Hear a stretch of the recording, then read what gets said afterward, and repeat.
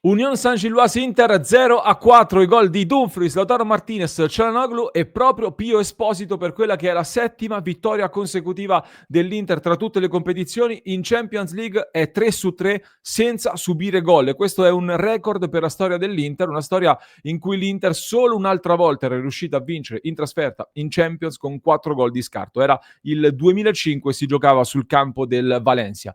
Sicuramente questa Champions League allargata ha portato dentro anche avversari di livello un po' più basso, come ad esempio le prime 4 squadre che l'Inter ha in calendario in questa fase campionato. Sicuramente le 4 partite successive con Atletico Madrid, Arsenal, Liverpool e poi Borussia Dortmund sono di un altro livello, ma questa è un'altra vittoria importante, un'altra partita che ci dà tanti spunti su cui dobbiamo riflettere, dobbiamo analizzare più a freddo nel nostro format in cui il giorno dopo vi porto 5 cose che potresti non aver visto in Union Saint-Gilloise Inter 0-4 tra spunti tattici, un dato interessante e devo dire anche una polemica che avete sollevato nei commenti ieri sera rispetto ad alcune cose che abbiamo detto io e Simone in diretta e su cui voglio tornare, voglio parlarne insieme a voi, voglio rispondere a questa polemica che abbiamo ricevuto. Ben ritrovati amiche e amici interisti allora in questo nuovo contenuto, vi invito a lasciare un mi piace, se non l'avete ancora fatto clic sul tasto iscriviti così continuando a far crescere il nostro canale, stiamo spingendo verso i 95.000 iscritti e a proposito di 95.000, a proposito di numeri, come al solito nel nostro format partiamo da dei numeri. In particolare la nostra prima considerazione su questa partita, prima cosa che potreste non aver notato, si ricollega anche ad una partita di un anno fa, ovvero l'Inter contro l'Unione Saint-Gilloise chiude il primo tempo subendo ben 12 tiri. L'Inter ha avuto il 68% del possesso palla, l'Unione Saint-Gilloise solo il 32%. Nonostante questo, la formazione belga ha creato diversi pericoli alla porta dell'Inter, soprattutto nei primi 20 minuti. Poi da lì l'Inter ha preso il controllo. Ma nei primi 20 minuti, un po' per l'entusiasmo di quella che il tecnico belga aveva definito la partita più importante della loro storia, un po' anche sfruttando i contropiedi, sfruttando anche un Inter che non aveva approcciato benissimo la gara, ecco, sono partiti forte, hanno messo sotto l'Inter, un Inter che ha avuto delle difficoltà subendo ben 12 tiri. Una partita che quindi per certi versi, diceva ieri sera il nostro Simone, secondo me ha ragione, ha fatto un paragone molto azzeccato, ricordava la sfida contro lo Young Boys della scorsa stagione, una sfida in cui l'Inter ebbe delle difficoltà, abbiamo parlato tanto anche di quello che era il campo sintetico dello Young Boys, partita che poi è stata risolta da Marcus Thuram al minuto 93 in pieno recupero, comunque al termine di una partita in cui i numeri dicevano 19 tiri per lo Young Boys, che a un certo punto aveva iniziato anche a tirare da lontanissimo ovunque e quello ha falsato un pochino i dati, però aveva provato, aveva creato e l'Inter lo stesso 19 tiri, quindi partita equilibrata dal punto di vista dei tiri. Anche quella, vi faccio vedere la formazione, era un Inter piuttosto rivoluzionata così come lo era ieri sera contro l'Union Saint-Gilloise. C'erano De Vrij e Bissek, c'era Sommer come ieri sera, c'erano Frattesi per esempio, Carlos Augusto, Dumfries, quindi diversi giocatori uguali alla partita di ieri sera. Era comunque una formazione con ampio turnover, soprattutto in attacco, dove l'Inter era partita con Arnautovic e Taremi, ed è servito l'ingresso di Marcus Thuram appunto per decidere questa partita. Ecco, la grande differenza un anno dopo è che questa volta l'Inter dilaga e vince 4-0, una partita che poteva essere simile a quella contro lo Young Boys, vince mantenendo la calma, alzando il ritmo al momento giusto e andando in gol con 4 marcatori differenti. Questa è un Inter che ha tanti uomini e tanti modi per andare in gol. Non che l'anno scorso l'Inter non segnasse, anzi 119 gol alla fine tra tutte le competizioni è stato un dato impressionante, ma è soprattutto un attacco che è diventato più affidabile nelle alternative che sono anche molto molto affiatate, come abbiamo visto per esempio in occasione del gol di Pio Esposito. E questa è la seconda cosa che volevo sottoporvi. È stata veramente bella, almeno secondo me, l'esultanza di Pio Esposito che è andato a ringraziare Bonni, che a sua volta per me è andato proprio a cercare l'assist per Pio Esposito. Sembrava proprio che lo volesse far segnare dopo quegli errori sotto porta che c'erano stati, in una prestazione in cui comunque Pio Esposito secondo me ancora una volta ha fatto vedere tante cose buone, molto interessanti, soprattutto nella protezione spalle alla porta.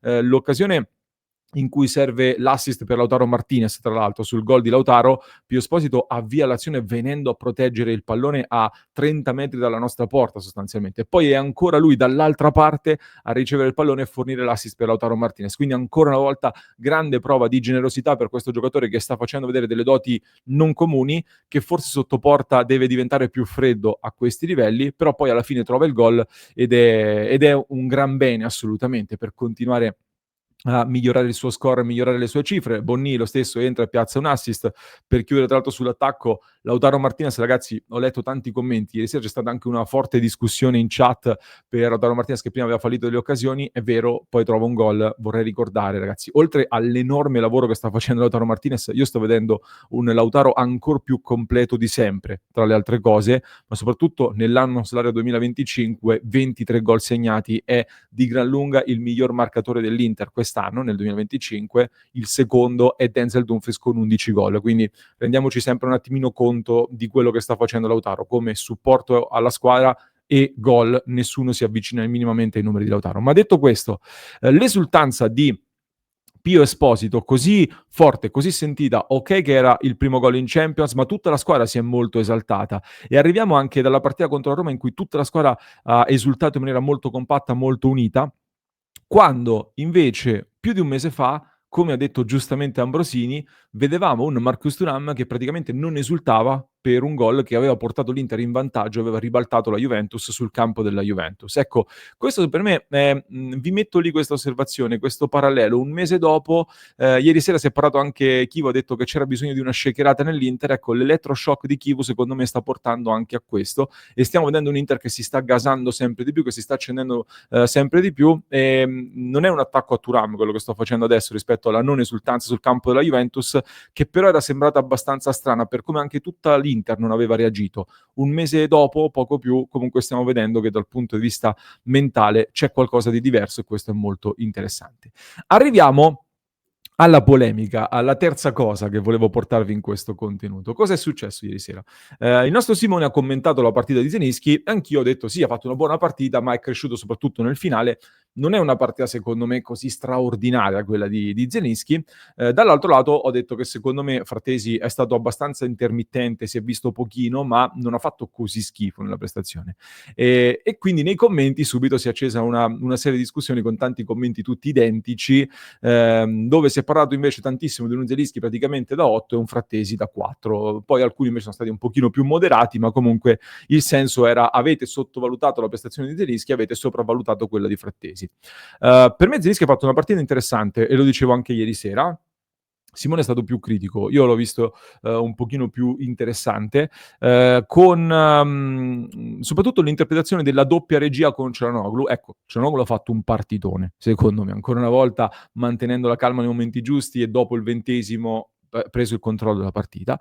Zelinski ha cresciuto la distanza, ottimo il dato del 97% dei passaggi riusciti per un giocatore che ha toccato 74 palloni, è un buon dato sicuramente. Ha fatto 2 imbucate bellissime da trequartista che dimostrano le sue qualità, ma per un giocatore del suo calibro e per le aspettative che tutti abbiamo giustamente su di lui, per me è il minimo contro un avversario di questo tipo. E per fare la mezzala, soprattutto come serve in un Inter di questo tipo, per me è stato addirittura superiore il contributo di Frattesi a quello di Zelinski. E ve lo dimostro anche con un dato che per me è interessante. Tra le varie cose, tra i vari dati, è vero che Zelinski ha toccato 74 palloni, Frattesi 42. Infatti dicevo, Frattesi deve crescere nel coinvolgimento ed è un tema che conosciamo e sappiamo molto bene. Ma Frattesi ha vinto 5 duelli su 8, Zelinski ne ha vinto 1 su 7, ragazzi. A livello difensivo l'apporto di Zelinski è stato ancora una volta praticamente nullo o quasi. A livello di contrasti e di aiuto che deve dare lì davanti un giocatore che io l'ho definito sempre un po' pigro dal punto di vista difensivo, è stato ancora una volta nullo. E quindi dall'altro lato Frattesi ha creato anche un paio di grandi occasioni che non sono state sottolineate come invece vengono sottolineate quelle di Zelinski, perché Frattesi lo strappo che fa in contropiede con il dribbling nell'occasione che poi Pio Esposito sbaglia a porta vuota è stato un bel break molto interessante. Il movimento che fa sul filtrante di Sucic dove poi tira col sinistro ad incrociare e colpisce il portiere Scherpen è un movimento molto bello, molto interessante. Quindi sicuramente, ripeto, Frattesi deve entrare di più nel vivo del gioco, deve crescere e stiamo qui a dire tante cose che ormai diciamo da anni e questo è sicuramente un tema, ma questo dislivello da 8 in pagella 1 e 4 l'altro io non lo vedo. Per me Zelinski ha un potenziale tale per cui deve fare delle cose importanti nell'Inter di Chievo, un Inter che cerca tanto le imbucate centrali, lo stiamo vedendo, e quindi lì ci serve qualità e Zelinski potrebbe anche farlo, però ecco, contestualizziamo tutto anche sull'avversario, contestualizziamo tutto su quelle che sono le aspettative che abbiamo, se ci accontentiamo di questo da Zelinski io sono molto più ambizioso, ecco, a livello di quello che ci aspettiamo da lui e dall'Inter. Quarta osservazione, un'altra polemica che sta scatenando, impazzendo sui social, lo sapevamo già, l'avevo detto, preparatevi con gli screenshot che arriveranno, il tocco di mano di Jan Bissek sul gol di Denzel Dumfries. Tocco di mano che non è assolutamente punibile, ed è stato giusto non punirlo. In tanti, anche interisti, devo dire, ho visto dei video sui social di alcuni interisti che non hanno ancora capito la regola. C'è differenza tra l'immediatezza e non. E per immediatezza si intende se il tocco di mano arriva da parte del giocatore che segna il gol, allora viene annullato. Qualsiasi tocco di mano, anche se è un tocco di mano totalmente ininfluente, porta all'annullamento del gol se è il giocatore che segna ad aver toccato quella mano. Punto.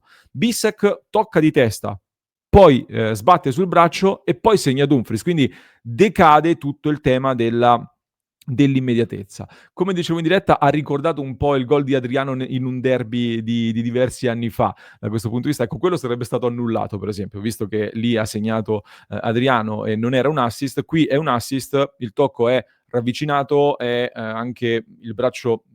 Ecco, sul braccio Bissek deve lavorare. Se voi recuperate la partita dopo un minuto circa, 1 minuto e 10, c'è un'azione in cui Bissek proprio si va a legare le braccia dietro in maniera proprio ultra vistosa e ultra efficace, anche perché poi non la colpisce con la mano. Lì si vedeva che era fresco, era lucido, dice no, devo mettere le braccia dietro. Poi in questo caso si lascia un po' andare, lui con queste braccia molto lunghe, eccetera, la va a toccare di nuovo, ma questo non è punibile, è congruo comunque con il movimento, con quello che stava facendo. Per un Bissek, ecco, ne approfitto anche per parlarne velocemente, per me Bissek ha fatto una buona partita. Certo che giocare con Dumfries, Bissek e Fratesi tutti messi insieme dal lato di Niang, che era anche quello un pochino più veloce, ovviamente perdi qualcosina a livello di fluidità difensiva. In più di fianco c'è stato un De Vrij che ci ha capito veramente poco. Ecco, Bissek è stato il giocatore che ha toccato più palloni in tutta la partita, 114 palloni mi sembra, che sono stati tantissimi. Poi spostato al centro, aiutato anche da Manuel Akanji, ha preso di più le misure ad un David che aveva fatto soffrire molto De Vrij. Poi è entrato anche Kevin Rodriguez, abbastanza fumoso, ha avuto la meglio, però ecco, mi ha molto incuriosito. Sapete che in tanti di voi mi continuano a proporre Bissek in altri ruoli, da quinto, da esterno, da attaccante, da centravanti, eccetera. Io ho sempre detto per me potrebbe avere di più un'evoluzione da centrale. Lo aveva provato Inzaghi, lo sta provando anche Chivu. Secondo me quello di ieri è stato in realtà un allineamento di pianeti che lo ha portato a giocare lì e non tanto una prova in ottica futura, però con una Akanji accanto anche Bissek potrebbe fare quella cosa lì e lo vedremo magari più avanti. Arriviamo all'ultima cosa, che però che è quella che ci infiamma più di tutte.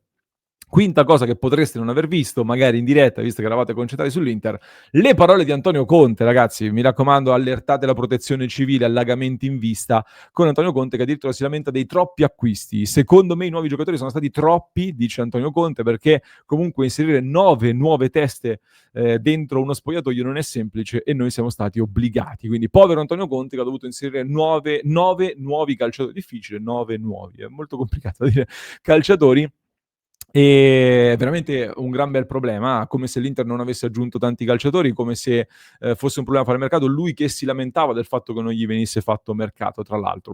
Quindi vabbè, la solita incoerenza da parte di Antonio Conte che deve difendersi dopo un 6-2 abbastanza umiliante, la sua peggior sconfitta di sempre, per un Antonio Conte che, ragazzi, lo diciamo già l'anno scorso, ribadiamo quest'anno, quando si trova ad affrontare le 3 sfide ravvicinate, le 3 partite in una settimana, ha dei problemi, tant'è che, non so se l'avete visto, ma sono andato a rivedere che il Napoli, da quando sono iniziate le 3 partite in serie, ha sempre subito gol. Da Fiorentina-Napoli del 13 settembre in poi, passando per Manchester City, Pisa, Milan, Sporting, Genoa, Torino e PSV Eindhoven, ha sempre subito almeno un gol questo Napoli. E quindi è evidente che stanno avendo delle difficoltà nella gestione di queste sfide ravvicinate. Al tempo stesso, la domanda che vi faccio, con cui ci lasciamo, è: il fatto che il Napoli arrivi così ferito e arrabbiato per i 6 gol subiti allo scontro diretto contro l'Inter, 2 sconfitte di fila, con l'Inter che sulla carta parte favorita, per voi è un bene, per noi, oppure è ancora più pericoloso?